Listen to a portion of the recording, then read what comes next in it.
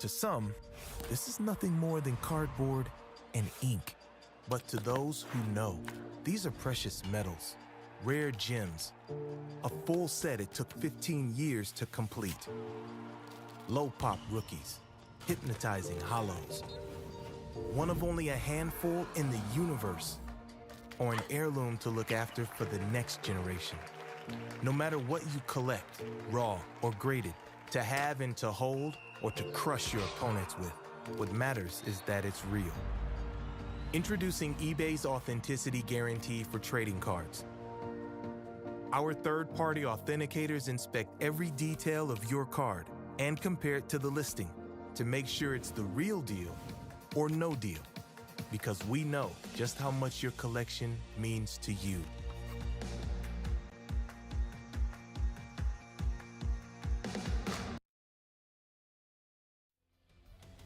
The Guard doing Guard things as they pick up their first map here in Split 2 over FaZe by hefty margin. 13-5. Yep. It was very much a one-sided affair as the Guard looked to basically quell any possible concerns about this team's performance, how things didn't go so great for them at mid-season face-offs, since basically the only standard for good was them winning, and they didn't do that. So I think they came into this one with something to prove, like, hey, you know, like, in case you guys forgot, we're still here, we're still really good, and map 1 is obviously an impressive showing for them, Dryad, as they crush FaZe on FaZe's map pick, no less. Guard, how dare you not win 13-0? This a little Shame. overrated team. No, I'm just kidding. The Guard looking really good, and I think it is in a part of what we expected. But honestly, with this map of Fracture that they haven't played for the Guard and barely played, only saw it once at the mid-season face-off, is it just a map that I think is could be one of the best maps now for the Guard, with how clean all the turrets were looking, the different ideas that they have, the satchel as well to take control of tower that I mentioned from Tex. There were so many ideas to shut down Babybait, to shut down all the new players as well. So again, I think we have to get a little bit of credit to this FaZe squad that are just taking things slow. They recently made these changes, so I mean the Guard were still going to be favorite, but I mean, wow, what a performance from the Guard. Yeah, coming into this, I really feel like the Neon is kind of figured out on this map. I don't think that was necessarily the case. I think there is a world where the Neon can still work, as we take a peek at kind of the man of the hour here in Tex, who did so much, since we're talking about duelists.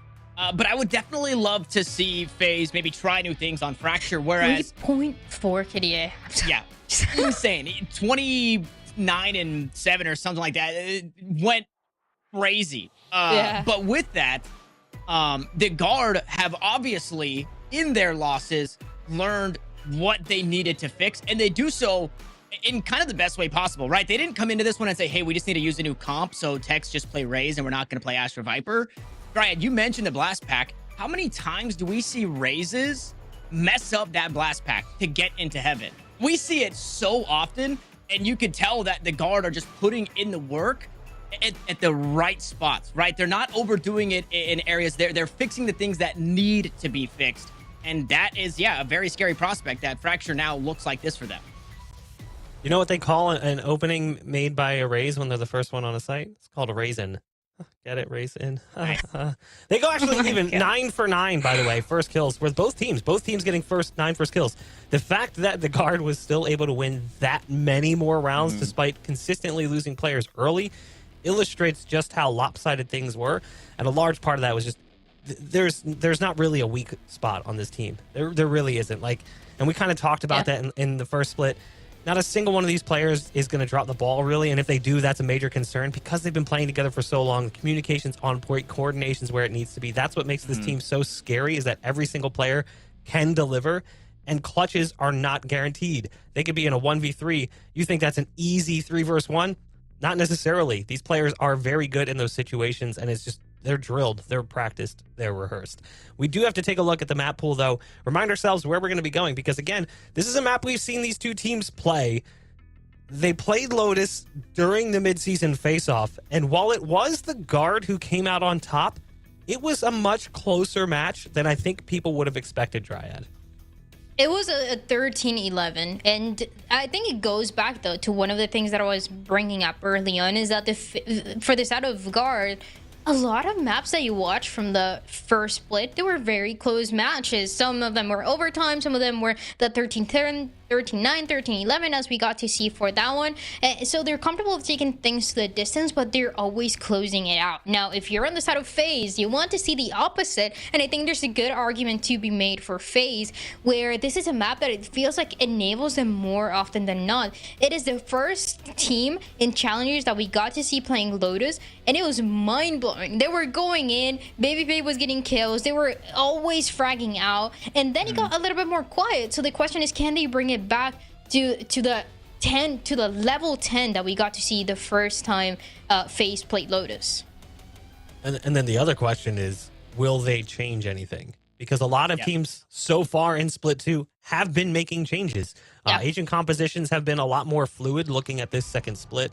And I'm sure once we dive into that agent selection, a lot of our eyes are going to be trained towards the guard as well. Because if you remember, they were one of the few teams that was rocking Harbor a little bit more regularly. And it was mostly on this map as they ran it with the Harbor Viper combo. I'm curious if Valon's still going to flex into that spot, because I do feel like there's no reason to go away from it. It worked pretty well for them. And I feel like that is the good Wombo combo. I like Harbor and Viper together. So good. I'm wondering what we're going to get here. Because again, FaZe also made changes. We keep kind of neglecting to mention that. This team made changes. And right off the rip, we're going to see Baby shying away from Jet and going over to the Neon. Interesting. Well, I will let you guys talk about this and more and join you on the other side of map 2. Yeah, a very, very interesting look. Thank you, Bach.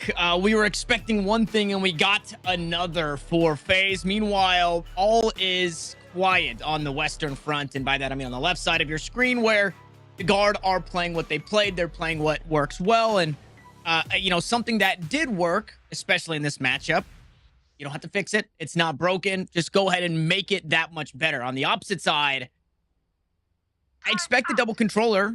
I don't know if I expected it to be Mummy and Tig to be on the controllers, because Poise is also, or Supa, excuse me, also plays that. This is thrown all over the place, Dryad. This composition, I wonder how much of this is because of maybe how they felt on their roles in map 1, that they just go crazy here in map 2. Supa's playing Sentinel.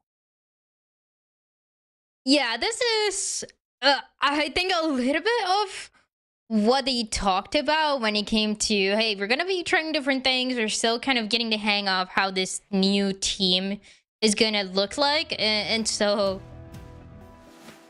I mean, we got to see. I like Poise on this Sky. I think is one of the most consistent factors that you'll get. And Baby on this Neon. A lot of teams, and I think you just said it, a lot of teams have recently stopped playing the Neon as much on Lotus, but I feel like for this FaZe squad and for Baby specifically, it is one of those that is going to be good. If I'm expecting a composition for FaZe, I would expect the Neon here, where, I mean, it comes to a point that is how are you going to set up Baby for success? They mentioned it on the interview. It's actually the FaZe squad and how they play around Baby for these scenarios. And when Baby is just going in and playing it fast, the rest of the team is going to have to keep up.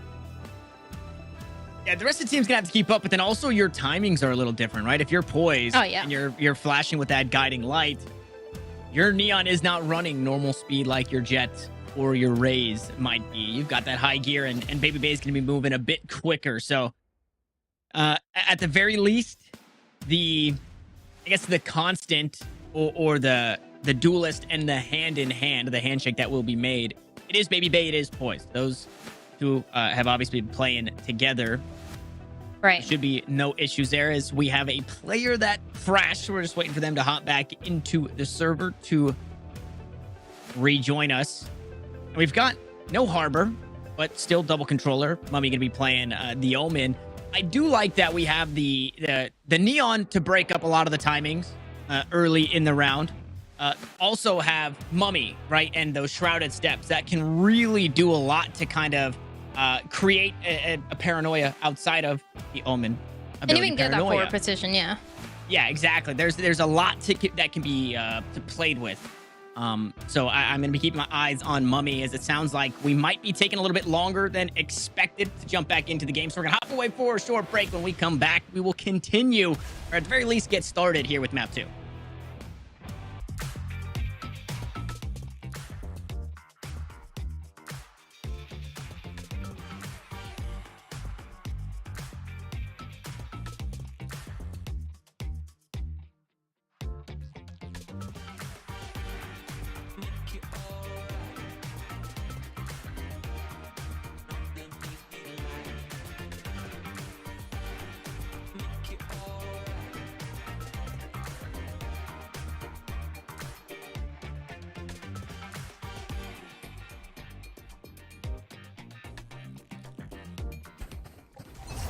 And just like that, we're looking to get back into things. A very short break. Hopefully you didn't miss us too much, because we're here. The action continues.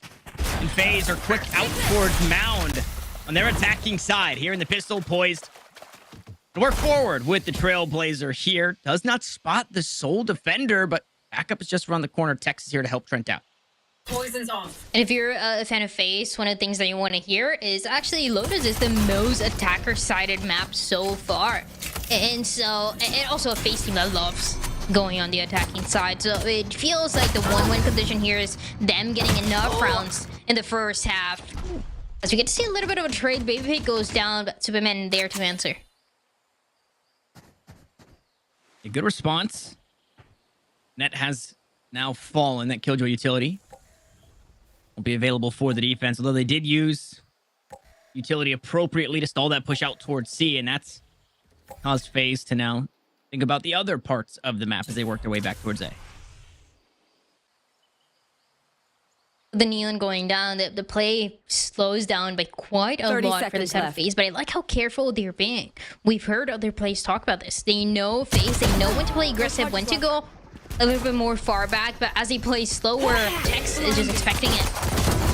Oh, I don't know how much Jonah P was expecting here, but he's at the very least going to get one. High Tide comes out, and Allen spots the player on the cross, that player being Mummy, who had the spike in hand. Will now get that one planted. So player down or FaZe. Oof, but they look to go aggressive here. Paranoia just on the other side, and Poise will back away from it. And just one of the annoying things to deal with, right? That Harbor utility slows you down, stops that push as well. The Poise wanted to at least try to get one, as 3 players are waiting on the other side. And Trent walls up, so nobody from Rubble can look to take shots as they cross onto the side. Poise first up, and first one down with 2 left, 2 gone. Trent here to collect, as the round will go the way of the guard. Just in time, that spike is going to get defused, and even then, going back to that conversation about compositions and the sides that would benefit the teams more, for FaZe, the attacking side has always looked solid here. And even for the guard, the composition that they're running is really good to deny retake. So you're expecting the strongest impact for them to be on that second half, if anything, where you're going to have the Viper wall goes down, but then you're going to have Valent's Harbor utility to come next. It's the Harbor wall, the Viper wall, and it just goes back and forth. It makes it a nightmare. But this can also be applied on the defensive side, right? So Harbor kind of slowing and making sure that the aggression is shot down, as immediately Tex has to go back.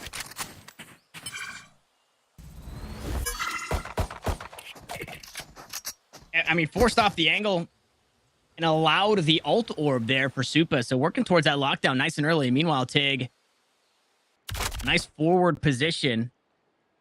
It hasn't yet been noted. Might not matter, but at the very least, Tig has this space. Some Killjoy early on for that contact the FaZe wants to make. And yeah, that's the thing. They're going to be slowed down by this double controller no matter where they go. And if they decide to go A, guess what? There's also more Killjoy utility here. Yeah, if you open that door, you're going to be stepping on the hot lava that is that Nano Swarm. Oh, man. And, I mean, Jonah P is just spamming through it and getting so much value. Does it again and finds another kill. Tig, the next one to fall. That door gets open. That Nano Swarm gets popped. Mummy falls. That's a spike now in possession of the guard. Supa just around the corner with low HP. Now no HP. Baby Bay gets one back, but one and done as that Neon gets sat down and the guard will find a second.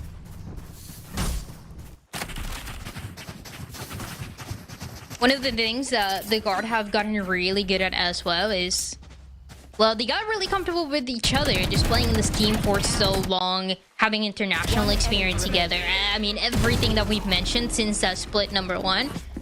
But also they've gotten really good at, okay, we're comfortable. We know that we're able to clutch together to make numbers disadvantage situation go our way. So what comes next?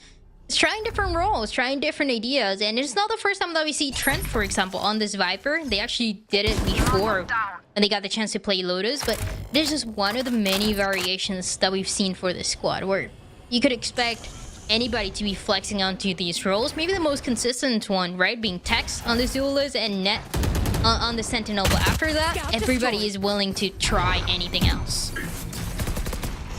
And kind of crazy to me that FaZe are going to try their hand out towards this A site, knowing that a lot of close angles here. I mean, I guess, well, that's every site on Lotus. It doesn't get any easier because the guard have Spectres in hand. Cove goes out. Trent on the opposite side immediately dealt with as he steps through.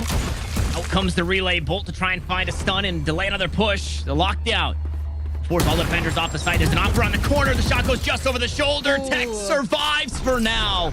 And should be able to fight back with the team. Out goes the snake bite. Spike gets planted. And the guard now on the retake. 4v4 again. When the numbers are even, these are the rounds that guard wins. Net behind is going to make it just as much easier. A kill scooped up. I believe that was Tig, who was hoping that Tex would try his hand once more at that angle through baby door. Instead, Net with the backstab. That spike is still ticking the guard. They're going to have to start to pull the trigger here. Can they get the operator in the mix? No, Tex falls to go back and forth until we're down to our final one. Mummy just going to try and hang on. And I think he's done enough. No time on the clock, and the guard, they start working their way back into this A site, but FaZe do just enough to hang on. And the turret as well on the other side being a nightmare. A little bit of crossfire for Net with the turret to make sure that the last player was not going to escape, but it doesn't matter. FaZe, they get that round. They get that first round of Lotus. And they finally put themselves on the board. The earlier that they're able to do so, the better it's going to be, especially if they're able to take advantage. This is a map that's going to benefit the attacking side. It's going to benefit what FaZe likes to do, especially with the Neon and the Sky. And so the guard is looking forward to shutting these ideas down early on. The double controller also makes it easier. I'm out of here. Ooh.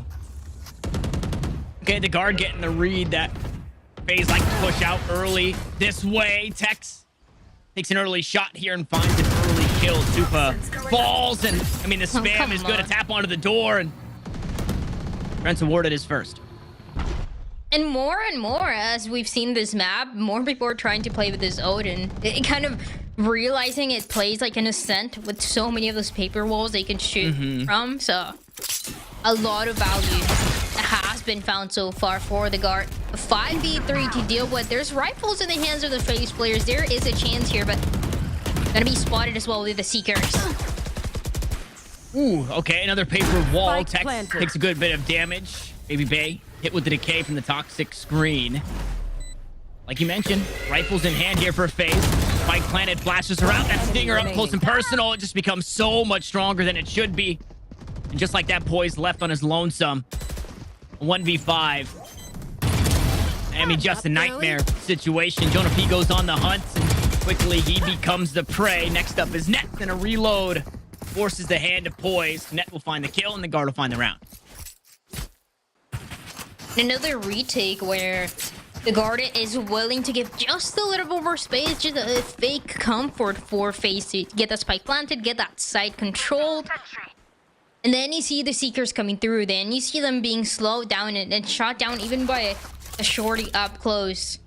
And it's going to continue this way with now the weapons that we talked about. The Odin, but also an operator in the hands of Tex that is able to single-handedly control one of the sites. You're going to get more support with his Viper this time around, though. Oof. Tex? An awkward percentage on shots taken versus shots hit. It's yeah. A little uncharacteristic. We usually see him landing those shots. Now out towards B we go. And I mean, just from long range. Wait, from B? I mean, from C? Through the door? Maybe they got spammed by Trent? They just know how to shut this team down. They just know. And this is what I mean. I feel like there's those kind of plays that people are not really expecting because we haven't seen too much of the Odin on this map, but slowly but surely the players, the teams are finding out. And I mean, just wait maybe a month and you're gonna be seeing it everywhere. And that's the strength of already having a strong comp and a strong idea on the map, and then continuing to play it with that strong team and strong comp, but being able to kind of reward yourself. Yeah, Net gets 2 kills, completely blinded on the second.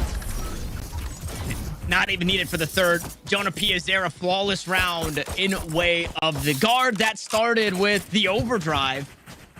Getting spammed from C through the door into B-Link. I mean, that is... Yeah, that's timeout worthy if I've ever seen it. Holy. Yeah, I think that we've seen different kind of ideas where players or teams, if anything, get ahead when it comes to how the maps are gonna play out. I remember actually seeing one in Challengers where there was a lockdown coming through and Erase just throwing the paint shells in the way that just seemed so simple. But you can tell that the defense using that lockdown never even thought about the possibility of the paint shells shutting down the entire ultimate. So it's things like that where you slowly realize, hey, this is actually really strong. And now we have to kind of adapt around it, not only in the map, but in the future as more teams try to copy these ideas. And this is something that the guard needed. Kind of the creativity for this team, because the individual skill has always been there. So now they're coming up with new ideas, new strategies, new set plays that work out so nicely and even fit this guard team even more. Turn out. So in that timeout, I'd imagine a couple of things talked about are the ults available for FaZe. Seekers for Poised from the shadows from Mummy. Use that ult to get into the back lines. Can use the Seekers to get some information as to maybe what is the heavier defended site. You see a very similar start. Early high tide. This time, however, the guard want to fight for this space out towards Rebel. And it's something that they attempted before, but only with utility. This time around, they're going to put their bodies into this fight, and the guiding light is going to spot at least one of the players up close. Yeah, it's going to be confirmed even more now. This almost forces FaZe to hit this C site, though, right? You have to assume that they do not feel comfortable working their way back out towards A. And I mean, B is always just the contingency. This is your tertiary. You're either going A first and C second, or vice versa, and then B is your last-ditch effort.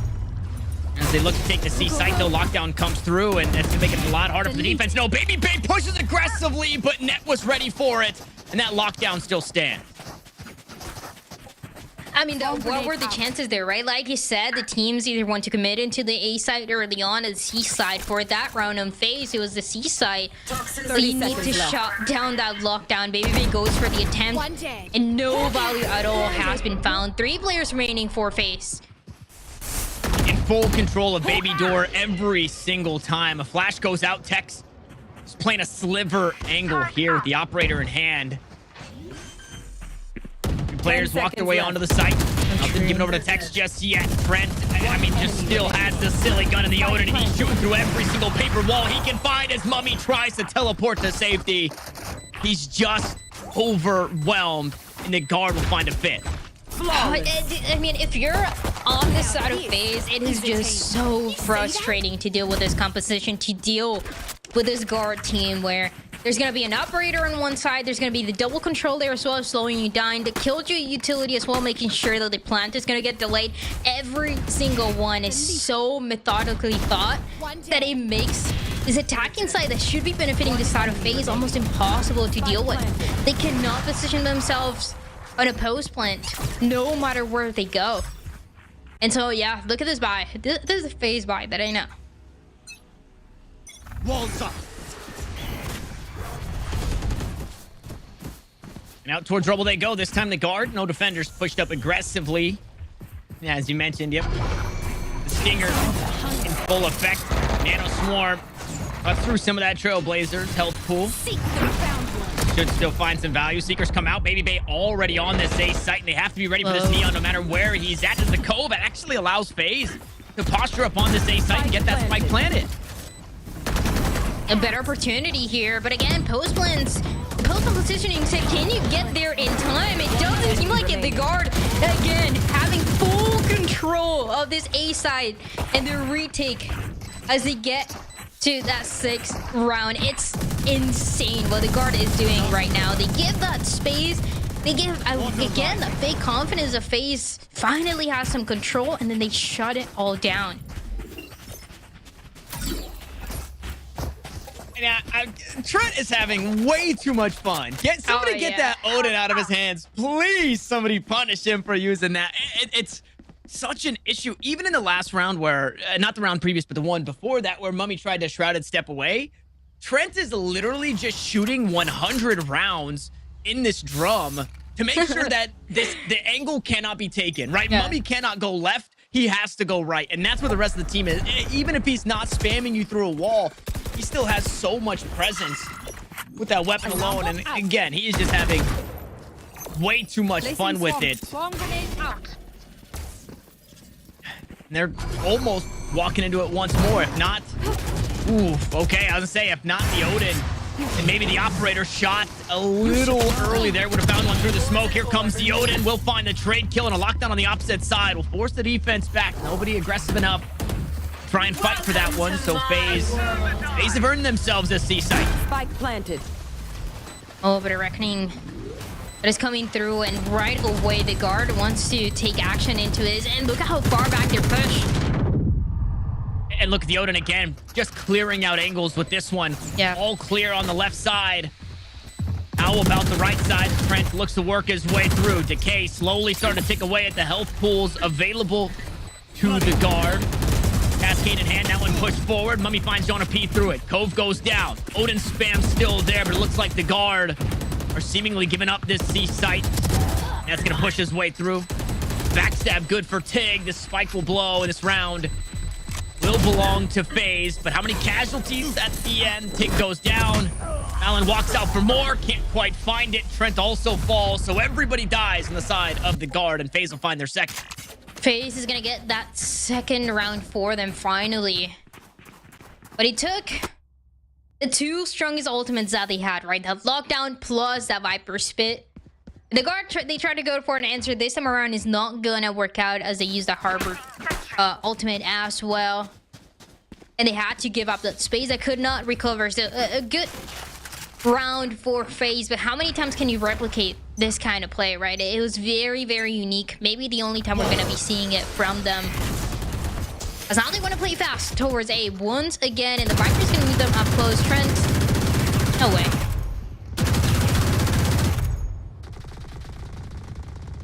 And you're pretty realistically so safe in that position for Trent. Even if you go through 100 rounds, 100 bullets, and you have to reload, he's fine. Somebody has to open the door, and you can just sneak away out back towards site and be okay. Give up that tree space. It's silly what the Odin can do. What Trent can do too. Yeah. That's a goofy guy. He likes to prove that. This Baby Bay was on the receiving end of some damage. Gets healed up, but immediately taken down. A body shot from the operator. Too much for anybody to withstand. This expansion out towards A makes the A side a little less desirable. Out towards B, though. Beautiful flash on a P. On the right side of the flash, though, as the op gets dealt with. Boys now looks to find some more, and Jonah P gives it to him. All right. And with that, two players go down. Good chance here for FaZe as they capitalize more and more of the swings that are happening one by one for the defensive side. 3v2. Net gonna even the odds. Paranoia queued up. Mummy not in the best spot. Yep, the Odin makes it hurt. Boys expect to be inside B main. Instead has the high ground here on the site. Net has the challenge here for the swing, and he's got the shorty. Of course he's got the shorty. And it's the same thing again when you think FaZe finally have the numbers to close out their round. The guard just make things even, and this time around, all thanks to Net, even up close into the 1v1, the shorty was gonna do the job, and he delivers on the side of the guard. 7 rounds now for the defensive team. Has been playing it so well. I mean, One enemy remaining. after you see the early kills for FaZe, who are poised alone, you think it's finally gonna go their way. Turret out.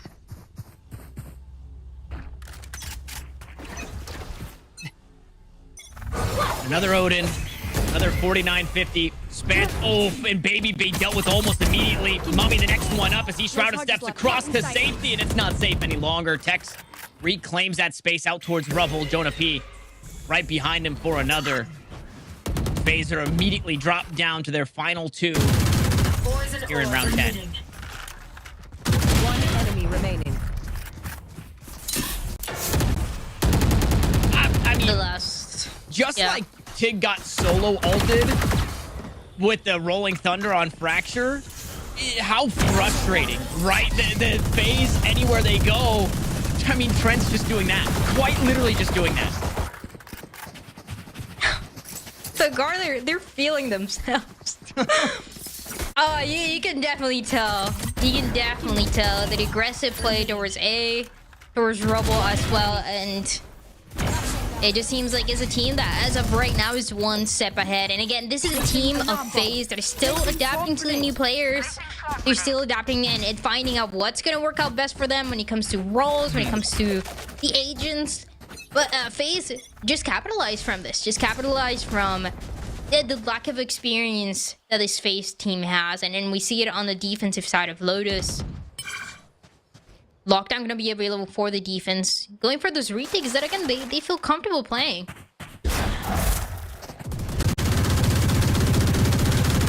Jeez Louise, man. Trent spamming from the opposite side this time from B to C through that door out towards Mound. Lockdown comes through as the attack take this site. Somebody's got to deal with this lockdown. Somebody's got to try and deal with Net instead. Baby Bait will eventually just fall as he pushes aggressively. Does not get locked down himself, but it does force FaZe across the map. Mummy teleport over towards the A site and get the spike planted. And Junip, he never fully left his A site, so he's gonna be the one to make the first contact. The smokes here, yeah, are gonna make the difference for Rome as Junip goes down. Another 2v2, by the way. Yeah, look how disconnected, though. Poise doesn't want to break Baby door. He doesn't want to give up his position. No way! Trent, please. Please, they're already dead. Dude, Please, Trent. it's just not okay. Trent is playing a different game. Val is just inside the cove, able to defuse. Trent will do it again with the Odin. Oh my god. Last round It's just, in the half. I mean, fully exploding. This Odin in the hands of Trent. And what a mix that they have discovered here for Trent. It just seems like they go together. It seems like Trent has always been doing this. Yeah, you would think this is all they worked on. They said, hey guys, our Lotus is pretty good. Trent, just go shoot things with the Odin and find out what works. You would think that this is the only thing that they've worked on because it's working so well. It's so good for the guard. Could potentially get double digits as FaZe are gonna fight to the last round of the half to find an answer into this impossible defense to deal with. They're gonna find a nanoswarm up close from Net, and there it is, the answer for the Harbor. Yep. They try to fake it, though, out towards B. They'll hang out for just a moment. Mummy gets taken down before he can even move with that Shrouded step. Here comes Baby Bay, overdrive in hand. He's got the zappy fingers, but it doesn't matter. He's been taken down, poised to find himself all alone in a 1v3. Now make it a 1v2. Seeker's online. A flash available with 63 HP. He's going to look to take the close fight. Net spotted. Don't appear undetected, and well, it's just going to be the 1v1, and it goes the way of Net. 10-2 at the half. FaZe show us a different look at the end of it all. Unfortunately, the result is the same. Looking way too good for the guard here. to take down FaZe into it. And I mentioned it before, but it's just the history between these two teams. The guard has always been dominant when it comes to FaZe. Every single matchup that they had, it just one-sided. Even if, you know, last time, and we talked about it last time that they faced each other on this map, it went 13-11, but the guard just looking like the stronger version of themselves, making sure that that is potentially not even going to be a chance, a huge comeback that is going to be needed for FaZe in order for that to happen. It would take seemingly a miracle, but that's a great start. Baby Bay on his front foot, finds a kill onto Tex. Good damage onto Jonah P as well. With that, the guard, they hit their contingency plan. Out the door they go towards the C site. What do they know? Defenders are here already. Pretty low though, so gonna be low, Trent low. Good chance here for FaZe to answer back. A Steak is gonna do One it. enemy remaining. Good for 2. Yeah, All right. the third one there. A solid hold there for FaZe. Tig doing so much in stopping that plant. And it's a long road, but I mean, that's the first bit of it paved. Especially when you need that pistol, because then it's just a whole other kind of mountain to climb for FaZe. So just to make it a little bit easier for themselves. But yeah, like I said, just a long way to go. A team that has been going through this adaptation process, still trying to adapt and trying to play for those individual skill that they have, the synergy that they work on, especially with the core players that remain from the split number 1, as they try to push forward. Just for a second on that A site, get some early info, but it's gonna back up.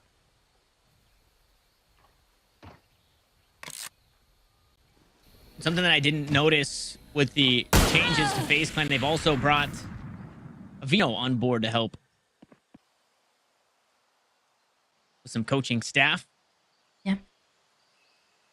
And it's they've got a lot to cook.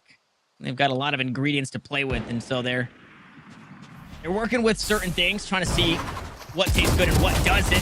For now, it seems like Tig playing defense on the C site tastes pretty darn good. Trent and Net there. Trade kills back. And yeah, if you have classics, just play the strength in numbers. That's exactly what the guard do. And they recover so many weapons too. There was only a Marshall early on for Jonah P. Now there's a Bulldog, there's a Phantom too, and a 4v3. Smoked off though, so they'll have to take the fight through that smoke or look to play the spam. Marshall shot goes wide. Supa, first kill on the retake. Trent gonna find some spam of his own and somehow still has utility. Valen gets one through the smoke. Mummy falls poised. Will find his counterpart. FaZe still have to fight forward here. Hurt is down. Spike is ticking. Trent is healthy. Poison Orb is out. That's going to be 1 HP for Supa. Can he dodge the bullets? Is he the one? It seems like he is. Supa gets it done with just enough time. You don't deserve my Just enough time, and the kills as well for the Spectre are gonna do the job. Capitalizing from knowing that the rest of FaZe hit the last 2 players pretty hard for the guard, down to no shields and barely any HP. So really good round there to answer back, and knowing that he had to let go just in time to get that spike defuse right at the end. So FaZe, he won that second round after winning that pistol.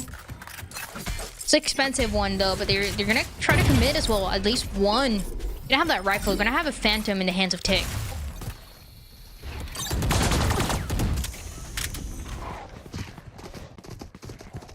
Tex behind the Trailblazer. A wide open B site. Now under fire. High Tide goes out. Cuts off the avenues of approach. But, I mean, the guard for a couple rounds have just shown presence here. It tried to pressure this, so FaZe feel like they have to have a defender, and I mean, that's exactly what's happened. They've already got the players rotated over. And everybody looking towards this A site on the side of the guard. This is one of the things that he talked about, right? When you have a Viper and you have a Harbor, the way that you play this post plant is just so strong, especially towards A, where you're gonna coordinate with a Viper roll and the Harbor roll to see which one is going to come through, and is going to make it impossible for the defense. So defense depending so much on the early kills here. Ooh. Oh, Poise is getting it too. Yeah, Poise was just ready for that play there, expecting that baby door to go down. He heard all of the footsteps. 30 He gets seconds 2 left. kills for himself. Only 3 remain for the guard. As well, their initial plan was to Are they expecting this? play around B. And yeah, are they expecting Jonah P Yeah. up close? They'll toss down the spike. Trent a bit closer to that Viper's pit. Mummy just around the corner. The weapons aren't necessarily the best for FaZe, but they do still have a player advantage. Just kind of seeing who's going to go for that swing first. One enemy Superman remaining. first up, Baby Bay. Next one there. Mummy will finally find his way into the mix, but it's not until he's the last one standing. The player advantage mattered no more as the guard put up an 11th round. Facing to the round, they One enemy ball remaining. depending on I think that's it. kind of that individual economy Sentry. or the kills that they got recently, but it's still, Grenade. you know, that means a couple light shields. Like Yell, you would like to see them fighting for one of the orbs. Give it to Tig and use that Viper Spit to hold onto one of the sites. The Viper's going to be positioned towards C early on. Ooh, Baby Bay in an awkward spot here, and he's going for running forward. Baby Bay's insane.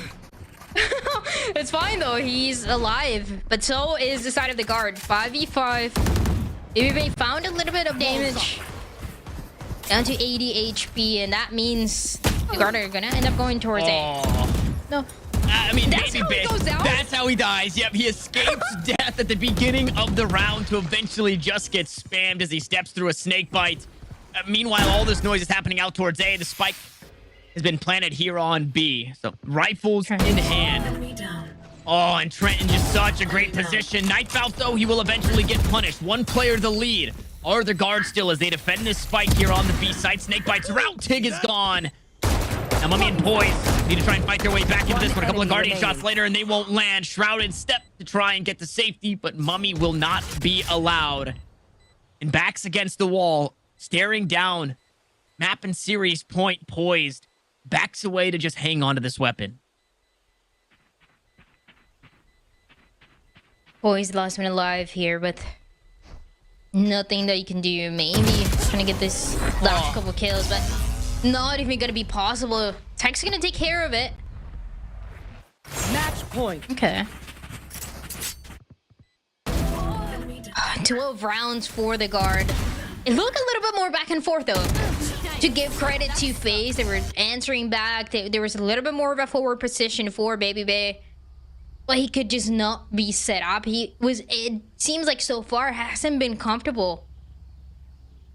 Because of the guard, the utility that he plays on him early on, even when he was attacking, but now especially on the defense, where you don't have the jet, able to use the operator, the economy hasn't even been great for it. And it's just down. As we see the last time out potentially here in the hands of FaZe. And much like the previous map, 7 rounds in a row is what they needed. This time, it's 8. And this time out, they're definitely going to be juggling economy. It was not great. Poised was really hoping to be able to hang on to that rifle. Just not allowed to. But I think you brought up a good point, right? Baby Bay swapping to the Neon here. You can't quite do the same things, right? You playing aggressively out towards B main, like we saw in that last round. Sure, it worked and Baby Bay survived. Death eventually caught up to him. But playing aggressive, it's not as simple as just popping your tailwind, you know, with an operator, taking a shot and dashing back into that B site. The Neon works way differently in that slide, and you can get caught in that slide, which we've seen a couple of times out towards Rubble. But Yeah. we'll see. They've cooked it up. They brought the best buy that they could in the way of rifles and utility. A lockdown, a Viper's pit to work with, but they could hang on to that one until this C side is pressured. This is not the first time that we see this for the guard though. Some early pressure towards Rubble, make sure that they have that part of the map control. And also not the first time that we see this, kind of that baby door. And the timing one is gonna get shut down. Viper gets spotted just in time, but it's fine. Tig gonna be alive. That Viper Spit gonna get activated towards C. Make sure that one of those possibilities gets denied for the guard. Seekers through the door, flash to follow. Nobody blinded up by that one. Jellyfish dealt with. Good flash in response. Coming out from Poise. There's a kill in response as well. Trent goes down, and the Fun Haver himself will be waiting another round to have said fun, as the Seekers confirm that players are still in the area, but this right here is the backup plan. If A does not work, the guard are going to look to try and hit this B site. Cove available. A lockdown used as well just before the Cove goes out. Tex will take down Baby Bane. Jonah P wants to go aggressive. It's Supa on the opposite side. It's a Spectre in hand. It's a lockdown to try and hold him off, but that one's dealt with the attack. A posture up here on this B site. Spike is planted. Now FaZe will have to retake. The weapons here are not the best. A 3v3 usually has been going this side of the guard. Could be closing up the map right now. All depends on the phase. 3 players remaining. Boys is gonna be good for one. Do they expect this? Do they expect this from Tex? No. It doesn't seem like it. Neither of them are looking this way. That Spike being held. Mummy gets it halfway. Tex is just going to play time. He's got knives should he want to use them. But he's playing the clock just so perfectly. Mummy just holds it, sticks it, and wins the round. And that was 1 second, maybe less than a second there to make a difference. Spots a player, knows that Tex is there, but he does not care. And so with that, the round is going to be saved. We get to see another round at least of Lotus for FaZe. And I mean, in that situation, you just go for the best possibility. I mean, yeah, what else could he do? Especially if Tex wasn't going to give him the fight. I love that call from Mummy. He challenges and says, dude, I'm just sticking it. At the end of the day ends, is what Mummy said. Now, Tex is not happy about that. So he's looking to get something back, and he's looking to do so early. Blades are out, lockdown here out towards the C site. Defenders on it, waiting out the last second. Meanwhile, FaZe look to play, bringing up the rear from this A site. And the guard are going to be crunched here on C. Welcome to my world. At least a couple going towards the B side, but only one is going to stay on the flank. And 2 players actually expecting Poised. Ooh. Boy's ready on the first angle. Does he expect another? Reloading as he comes around the corner, and he gets it. Valen finds a kill, uses the ultimate. Shorty in hand, exit. But Trent and Valen still stand. Reckoning is out. Trent's inside the pit. And once more, the clock continues to tick down. Eventually, Trent will be ripped from the swamp. As Baby Bay low on HP, Valen just as low, and he can play the clock. Boy, 6 HP and a right click will do it. The clutch to Valen, the series to the guard. And another 13-5 as the guard continue the dominance against FaZe. And what a performance that they just gave us. And for the first match of that second split for both of the teams. But the guard, even better than before. Just so solid when it came down to this trade, to the turning the numbers advantage around when FaZe had them for a second. And again, that false sense of confidence that just ended up playing to the strengths of the guard. What a match as well for them. Yeah, this is a silly one. This is just the guard doing guard things. You know, rounds that didn't seem winnable were winnable. There were some flashes there, like that clutch coming in from Superman as well on the Killjoy. But really, it didn't feel any different than map 1, Tanner. This was pretty much the guard in the driver's seat. For this to finish that way with a rando burst fire bullet, you can see the bullets went everywhere. Yeah. Just that one bullet connects. Like, come on. It's insane, yeah. You just need one stray to do it. Obviously, for FaZe, they're still going through a lot. They still have a lot to work through. I think from map 1 to map 2, it's just, you take a look at it and you see that everybody is playing different roles. We've got Mummy doing crazy things. We've got a Supa playing the Killjoy. So things were awkward for FaZe. They're still working through it. But just as we said for Shopify, there's a lot of time moving forward. You can see how things shake up here. I mean, 11 first kills coming in from the guard. We talked about it in the previous map. They actually went even, 9 for 9, both teams. But it was the guard that was able to come out on top. of mismatch opportunities. When they were down bodies, they were still winning rounds. And that's not a problem they're going to deal with here. As it is net, as KJ having a huge game, 21-8, 285 ACS. Trent not too far behind as Viper 18-9. We've seen Vipers put up big numbers on this map. I think the craziest thing to me, look at the econ rating. We talked about this. You can't see this on the scoreboard. I've seen this happen like maybe once or twice where players had an econ rating above 100. And I was like, wait, I didn't even know that was a thing. They did it twice. Net and Trent both had an econ rating above 100 on the post-game scoreboard. I mean, that's just absolutely bonkers. It's insane. It's just honestly barely seeing the guard players actually down, and barely even see them down in a couple of rounds. But even then, when it came to kills, Trent stayed alive for so long, was going insane with the Odin. And again, this is a weapon that he's familiar with because he's used to playing that Sova in Ascend. But I mean, I feel like he took it to a whole other level. This was a good way for the guard to start their season, because even though I think that stage 1, split 1 was a success for them, even though I think MSF getting third is not the end of the world because of the fact that it's all about playoffs, it's all about Ascension. Right. I still think there's a world where it's like, hey, we need to remind everybody, like, don't mess with us. We're still the guard. Like, we're still a really good team. We're still one of the favorites here. We're still a top 3 contender. Don't put any doubt on us. You know, maybe we had a misstep once or twice, but realistically, we are still just as strong as we've ever been. And you'll see that a whole lot as we throw things to our post-series highlights. When we come back, we'll be jumping into the post-match interview. Stay tuned.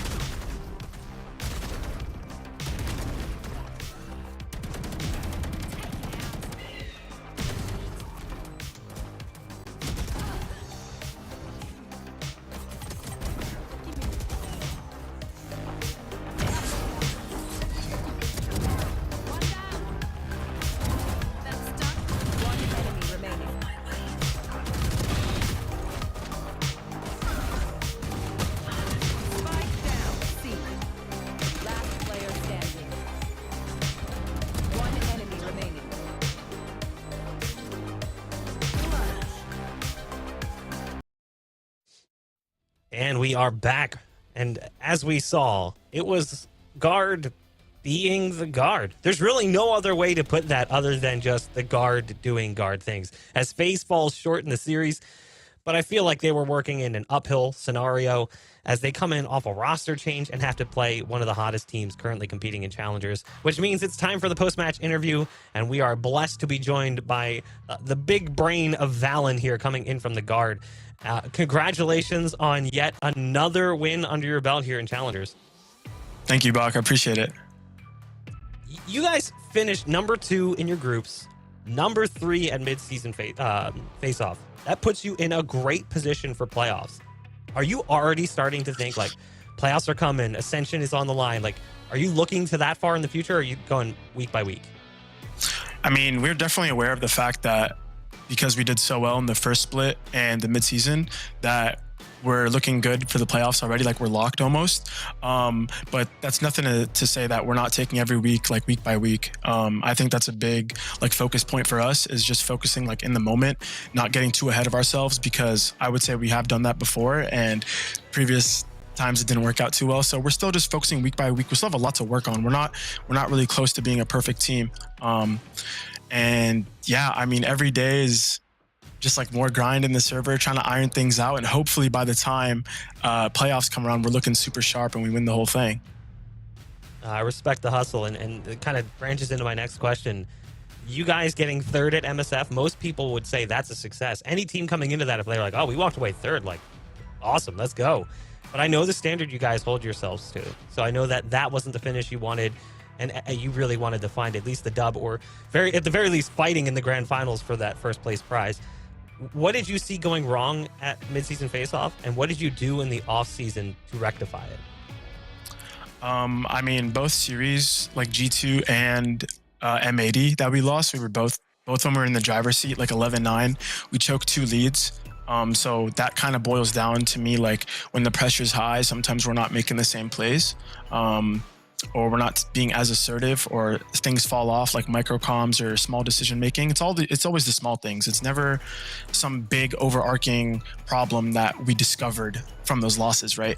But when we look back at the comms, like our personal comms, like from the VOD, or when we watch the game back on Twitch, like we see that when the pressure's high, sometimes we're taking less risk, which means we're not getting the reclears we want, the info we need. And our goal now is just making sure that every round is played the same. We're trying to keep this standard. And practice hasn't been easy for us, like ever since we lost.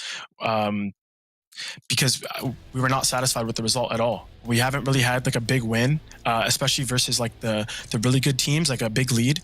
The margins are very small, and we want to be that team who's just blowing people out, ideally, right? So there's a lot of hard work going into practice every day. I know my guys are stressed out because there's a lot going on, but I would say that's kind of building us up to be a great team. If we were taking practice light or not focusing on these tiny, really like small details, then that's how we're going to lose in the end, right? So it's actually a blessing that we lost in the mid-season the way we did, because we kind of exposed some of our problems and felt that pain of losing. And now it's just motivating us to work super hard every day. I mean, you mentioned the stress. You kind of opened that door a little bit, so I'm going to ask a question that may be a little bit uncomfortable, but how hard has it been dealing with the out-of-server issues that have gone on, just stuff that's kind of out of your control that might be taking away from your ability to prepare for games? Can you dive in more on that? Do you mean like tech problems, or I just mean like, more what do you mean so out of just server? like stuff that's happened with the team, and maybe stress that's taking place because instability in esports. We'll say that. Okay. Honestly, I know like our coach Josh RT talks to us a lot about that kind of stuff and just make sure our heads on straight. So I know my guys and my coach and all that, our heads are just on competing. So we're not too worried about the outside noise, like how elephant in the room is obviously like esports. There's a lot of problems going on in terms of like teams dropping out, right? That's the elephant in the room. But honestly, we're competitors, and at the end of the day, that's all we're focused on. So we try our best not to let the outside factors like contribute to practice, just because there's nothing we can do to control it, right? And I think all my guys are mature enough to understand that. So we just go day by day, come to practice like nothing happened. Nothing's happening in our world until it happens, right? So love to hear that. Off the work that you guys have been doing in the off season, you guys came in today with the game plan. You mentioned that severity over yourselves to kind of stick to the rigid game plan. Do you feel like you stuck to your game plan today and executed it flawlessly? 100%. I feel like my guys played incredible today. It made it very easy to call. So when my guys are shooting like that, it makes me look good too. So shout out to them. My guys are incredible, honestly. And yeah, I mean, because especially that was like a new team, 2 big players coming in. I know those guys contribute a lot in like probably the mid round or the pre-round calling. So we weren't too aware of what was going to happen. So I just focus on ourselves, right? Make sure that our calling is perfect, our spacing, micro comms, all that's perfect. We set the standard high, and that's how you get a result like that. Last question from me, and then we'll go to our fan zone question. You guys have not liked Icebox. It's been your perma. We have not really seen you play it a whole lot, and when you have, it was by force. How excited are you that you saw that it's going to be pulled out of the map pool? Oh, I'm not gonna lie. Icebox being pulled out of the map pool for bind, I was so happy. Like, we permaban Icebox every game, and it's funny because Icebox last year was like one of our best maps. We had like a 70+ win percentage on it. But I mean, there's nothing to hide. Obviously, we don't like Icebox right now in this meta, and we just been permabanning it. So who knows? You might pull it out next week. You keep practicing Icebox when you play the guard. But yeah, we're very happy that it's getting pulled out. All right, well, let's take that into the fan zone question. This one comes in from Matthew! Exclamation point. So I guess it's more like, Matthew! Which teammate would you send to the moon? So who would you send to the moon if you could only send one member of your team? I'm not sure if this is a positive, like, class trip to the moon, like this first class experience, or like you're living on the moon now, but who would you send? I feel like if I had to pick one teammate to send to the moon, I would pick Trent.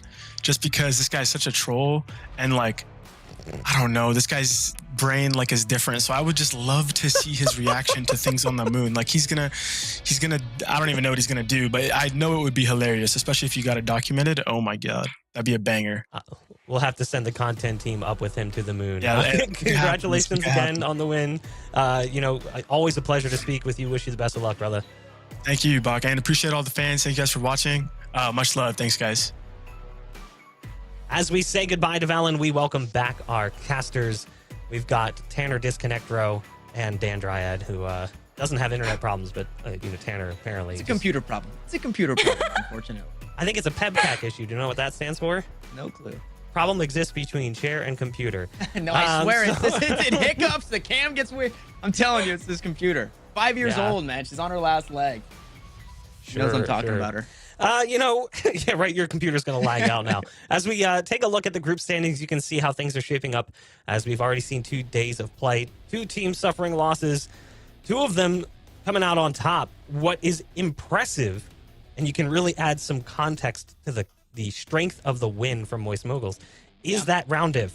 Yeah, sure, both teams win, but the fact that Moist absolutely annihilated Mad Lions puts them in a position where they are +3 points over the guard in round diff, which when we come into the tail end, that is going to be so important because what we haven't really spent too much time talking about here, Tanner, the groups are groups, sure, but this doesn't matter for like a playoffs. It's points.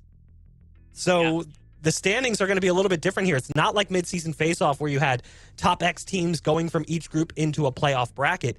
Here, it's basically where you finish across both groups. That determines point distribution. And then based on those points, you are funneling into the playoffs. And top 2 from that go to Ascension. So everything's really riding on those points.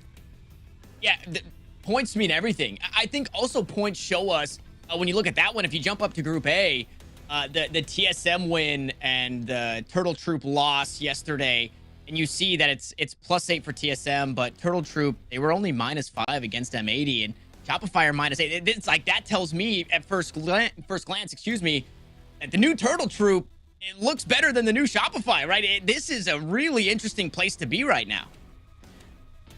It is. Yeah, I was going to say, this is kind of one of the things that I wanted to talk about when it comes to the changes that we saw for the teams. The 2 teams that made the bigger changes were the teams that lost today. And I think there's no reason to kind of go at them. This is expected. They're still getting used to each other. They're still kind of getting comfortable with each other, with the way that the synergy, the roles, and everything else is going to work. So you're expecting those teams with a more consistency, with a more synergy, to be able to get away with the wins the way that we saw today. Yeah, I think that all of these teams just need a little bit more time to try to get things moving in a positive direction. You can't make roster changes as heavy as some of these teams did. Swapping out one player may seem like nothing, but when it's your IGL, it's everything. When it's your IGL who's been with the team for over a year and a half, that's huge. That literally is game-changing for that roster. It means reprogramming 4 players' minds to work in a new system. So when you look at that Shopify Rebellion team, yeah, they lost, but don't count them out. That team's still got plenty of time to turn things around, and I expect to see them do so much better. But we've got one more day of content coming up here tomorrow. We've got more matches. We can go ahead and take a look at our schedule to see how things are going to be shaking down for the remainder of the week, as we've got Oxygen Esports versus that fresh disguised roster. Reminder, who's on that team now? I can't remember. What's his name? I think it's El Diablo. Yay, joining the roster. Surprisingly, not a troll. They've also got the Nerve edition as well. Dryad, that DSG team seems legit. Oh, I am so excited. I will be watching and enjoying that match. I think everybody's excited to see EA back. It's been quite some time since Lock-In when he was playing under Cloud9, and now he gets to play under DSG. And DSG, it seems like all the players there have been getting quite a lot of support. So I'm curious to see how that's going to play out when you're playing with EA.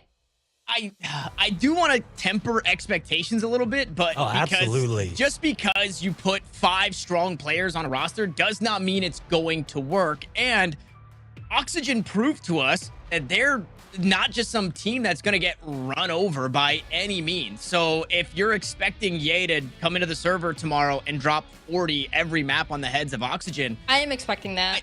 Yeah, see, I don't think that's going to happen, unfortunately. I think expectations should be tempered quite a bit. I do think DSG leveled up a whole lot. But I would hate for people to have these crazy high expectations for Ye and Nerve because of who they are, and then them not live up to those expectations because it's not just the player, it's the entire team across the board.